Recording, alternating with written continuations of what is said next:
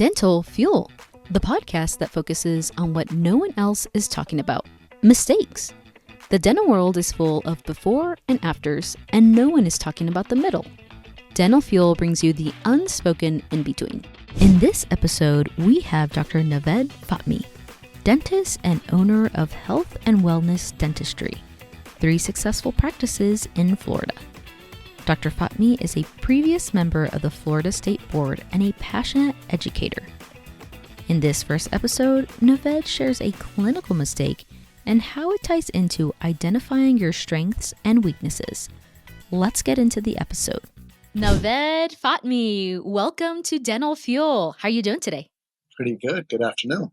Good afternoon. Thanks so much for joining me today. I would love if you would tell me and our listeners where you're coming to us from. Awesome. I am from the south area of Boca Raton, Florida, and graduated University of Florida in 2009. Went into private practice and opened up my first practice in 2012. And we went up to 5 practices, down to 3 right now, specialist and general dentist. Adjunct faculty at Palm Beach State College. A couple years ago, some lectures for the University of Florida on business of dentistry. Served on the board of dentistry for the last 2015 to 2020, a 5-year term. And I was the chairman.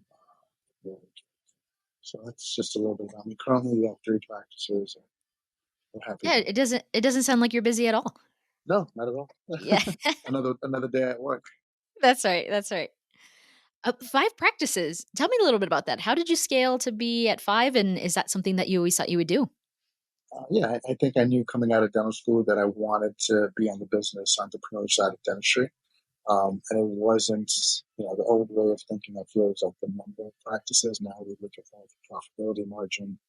We look at what each chair can do. So I'm currently down to 3 practices, but one of the 3 has 10 operatories. Then another one has 7, and then one that's currently 4, and we're going up to 7. So Wow. the change on the mind frame was not the number of practices. Sure. It was more the number of chairs, right? And how you can maximize on the profitability. Scaling one individual practice.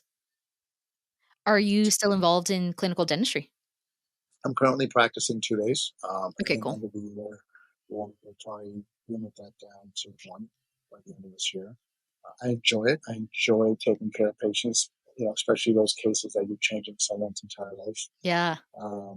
Getting confidence. Someone who hasn't had teeth for 10, 15 years, and they're coming in, and it's really emotional. You want to be part of that change. So I'm still doing a couple of those cases. But, my long-term goal is to have my doctors, and I don't call them associates, of my including my partner. So if you join Health and Wellness, the goal is to be an equity partner. So Very cool. Watching them pay it off. Of course, yeah, investing in them and they will invest in you as well too, and in the practice. So you mentioned that you have different specialists in these individual practices. Is this kind of full spectrum from A to Z services that you provide at each office? So right now we have an endodontist, and we're interviewing for periodontist. But for example, our endodontist does everything from single root canals or number 8 to obviously molars, but practicing to the highest standard of care. Right, that's the person that can do it the best, and that's really Perfect. And Well said. she's in a well system. She's happy with her schedule, and we want her to do the best she can in the number of days she can offer us. That's wonderful. Well, Naved, here at Dental Fuel, we are dedicated to learning from each other's mistakes and growing from those mistakes. And so we're going to talk a little bit about some of the mistakes that maybe you've encountered throughout your time in practice, and hopefully we'll gain some pearls along the way. But Absolutely. The first, plenty of them, right? Oh yeah, I feel like we learn from each of our individual mistakes that we make throughout our career, and I would say every day from little things that can happen. But the first mistake I'd like to review is a clinical mistake that you've encountered in your time of practice and how you overcame that clinical mistake. See, almost in like the first 3 to 4 years of practicing, I felt, I think all of us do coming out of dental school, we want to be the best. Of course, yes. Guy. We want to be the best implant guy. We want to be the best person doing extractions. And that was the biggest mistake. When I figured out and really slowed down and said, it's impossible to be the best veneer guy in town. It's impossible to be the best implant placer, um, and then really tone into I'm only going to do these 3 to 5 procedures, but I'm really going to kill it. And that slowed my practice down on the pace level, but increased it on the profitability level, increased it on the business side of it. Um, and then I always go back to what is best for the patient. Right? If I'm doing 10 crown preps, 12, 15 crown preps a week, I'm going to get great at it. But if I'm doing one root canal a week, how, will I really want to practice on a family member or a mother to do a root canal? Right.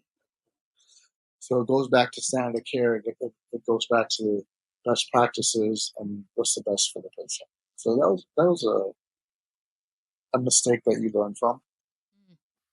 Yeah, wanted to be the superhero do it all dentist. Like all of us, right? What do they call it? Yeah. Super GP. Yes, super GP. That's right. Is that what they call it? Super GP. They call it. Yeah, yeah, yeah. How did you decide to choose your niche in dentistry? How did you pick the right procedures for you?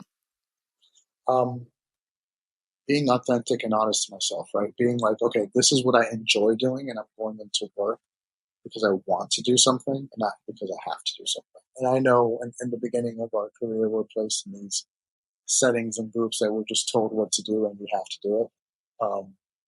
And that's okay because that's a learning curve and that's a learning experience. Because if you haven't done everything, then you don't know what you want to do or what you can't do, what you're good at.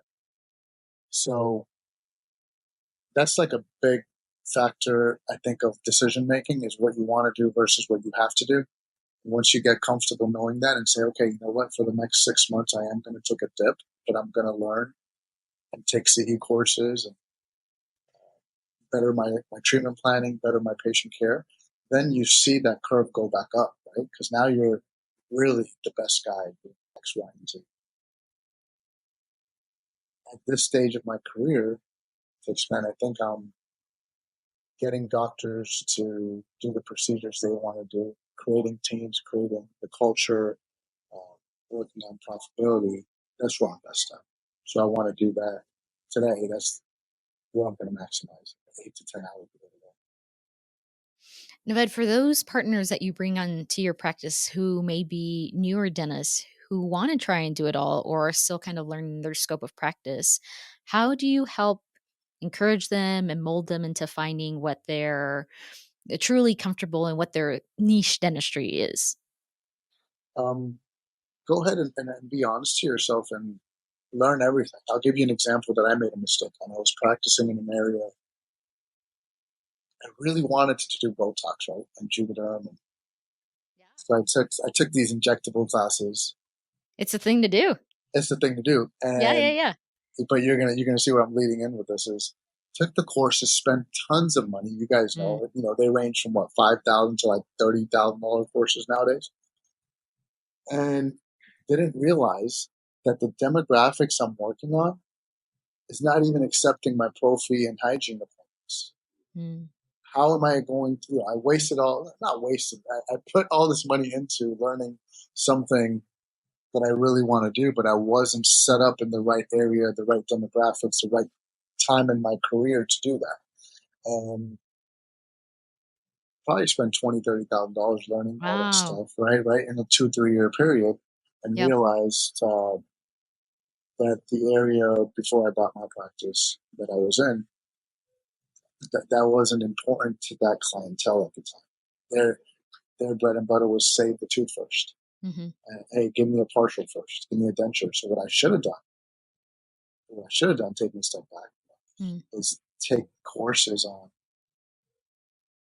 and I would have probably profited more at that time.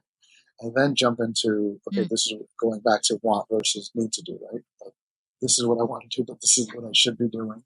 Right, And right. then converting it back into saying, okay, now I'm at a stage in my career that I can do what I want to do. I have to. So I would say, back to your question, is figure out the location you're working in, combine it with what you want to do, combine it with the clientele you're seeing. If you're saying, um, let's use an example because I'm in South Florida. Let's say Brickell, Miami, and the average age in Brickell, Miami is what? Let's say 25 to 40, right? In that age. and you go ahead and start practicing on full mouth implant cases. Mm-hmm. All on X, right? Call it all on X. Mm-hmm. For implants with a denture or hybrid. What there are, but how many 25 to 30, 40-year-olds are missing all their teeth? Right. So you take courses on spending 800, thousands and thousands of dollars, but you can't really work back. That is very insightful, and I think that's something that new dentists and really all dentists really need to hear, because I've shared with others in other podcasts that dentists are very attracted to the shiny things when it comes to tools and materials, and I would say that the same thing has to do with different courses. You hear the hype behind different courses and things that you want to do, but it may not be the right time for you to implement it, and you may not have the population to implement that shiny new thing that you may bring or learn at a different course. But we learn. Everybody has to learn, right? So you learn on your own. It took me a long time. I'm a slow learner, so it took 5 years. I'm right there. I'm right there with you. I'm right there with you. Thanks for tuning in to this episode of Dental Fuel. Join us next week as we talk about a financial mistake Naved has made. You can follow him on Instagram at Dr. Naved Fatmi. You can also follow us on Instagram at Dental Fuel and at Ignite DDS. Learn more about Ignite Dental Masterminds, ignitedds.com/masterminds.